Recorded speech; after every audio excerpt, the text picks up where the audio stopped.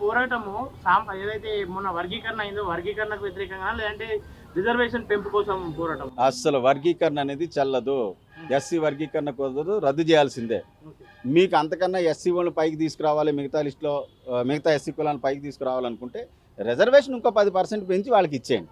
లేదా మిగతా ఎస్సీ కులాలు మిగతా డామినెంట్ కులాలతో పోటీ పడలేకపోతున్నారు అనుకుంటే వాళ్ళకి ఏమైనా స్పెషల్ ఎకనామిక్ ప్యాకేజ్ ఇవ్వండి, స్పెషల్ ఎడ్యుకేషనల్ ఇన్స్టిట్యూట్స్ కట్టించండి.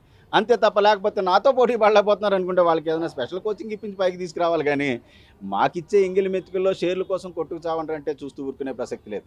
అంటే ప్రధానంగా మీరు రోస్టర్ విధానాన్ని రద్దు చేయాలంటున్నారు. అసలు రోస్టర్ కాదబ్బా, ఎస్సీ వర్గీకరణ కుదరదు. It's wrong. ఎందుకంటే ఇది కుట్రపూరితం. ఎందుకంటే మాకు 100లో 4 ఇస్తా ఉన్నారు. 100లో 4 ఇచ్చి సీట్లను రేవంత్ రెడ్డి, చంద్రబాబు నాయుడు 59 ఎస్సీ కులాలకు ఎలా సమంగా పంచుతారు? మోడీ ఎలాగ 1108 ఎస్సీ కులాలకు సమంగా పంచుతాడు?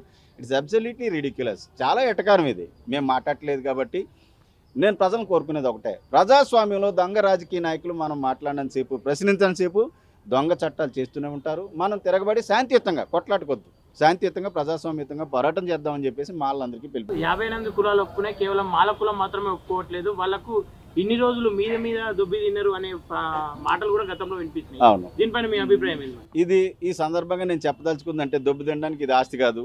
ఫస్ట్ ఆఫ్ ఆల్ ఈ రిజర్వేషన్ అనేది అంబేద్కర్ పోరాట ఫలితంగా 1935లో బ్రిటిష్ వాళ్ళు ఇచ్చారు మాకు. బ్రిటిష్ ప్రభుత్వం 1935లో ఇచ్చారు. 37 నుంచి అమలు జరుగుతూ వచ్చింది. ఇది కంబైన్డ్గా కలిసి ఇచ్చారు. కంబైన్డ్గా కలిసి ఇచ్చింది కూడా ఆ రోజుని కూడా బ్రిటిష్ వాళ్ళు కూడా దొంగ రాజకీయం చేసి దొంగ నాటకం ఆడి ఈ దేశంలో ఉన్నటువంటి భూములు కానీ ఆస్తులు కానీ పంచకుండా మాకు ఎంగిలి మెతుకులు పడేశారు. స్వాతంత్రం వచ్చిన తర్వాత కూడా కాంగ్రెస్ పార్టీ ప్రభుత్వం ఏదైతే ఉందో ఆ రోజున భూములన్నీ జాతీయం చేసి పంచుతామని చెప్పి వాళ్ళు కూడా హ్యాండ్ ఇచ్చేశారు. ఇక చేసేది లేక ఫ్యూచర్లో రత్నాకర్ లాంటి వాళ్ళు వస్తారు, తిరుగుబాటు జరుగుతుంది అనేటటువంటి ఉద్దేశంతోనే బ్రిటిష్ వాళ్ళు ఏదైతే ఎంగిలి మెతుకులు పడేశారో అదే ఎంగిలి మెతుకులు కాంగ్రెస్ పార్టీ ప్రభుత్వం కూడా కంటిన్యూ చేసింది. ఇందులో వాటాలు ఏంటంటున్నాను నేను, అది నేను చెప్పేది. చంద్రబాబుని, రేవంత్ రెడ్డిని, చంద్రబాబు నాయుడిని మనందరినీ కోరేది ఒకటే, మాకిచ్చే ఎంగిలి మెతుకుల్లో మీరు షేర్లు అంటారేంటి?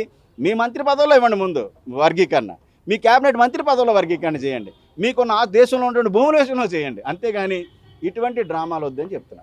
ఏబిసిడి వర్గీకరణ సరైన పద్ధతిలోనే జరుగుతుందని చెప్పేసి మాలలో ఉన్నటువంటి నాయకులు కూడా మాట్లాడుతున్నటువంటి సందర్భం. ఎవరు వాళ్ళు, ఏ మాల నాయకులు మాట్లాడారు? వాళ్ళు ఒక్కసారి కావచ్చు, ఇటు చూసుకుంటే బట్టి కావచ్చు, వీళ్ళందరూ కూడా సరైన పద్ధతిలోనే జరుగుతూ ఉంది, ఇందులో కుట్రలు లేవు అని చెప్పి చెప్తాం.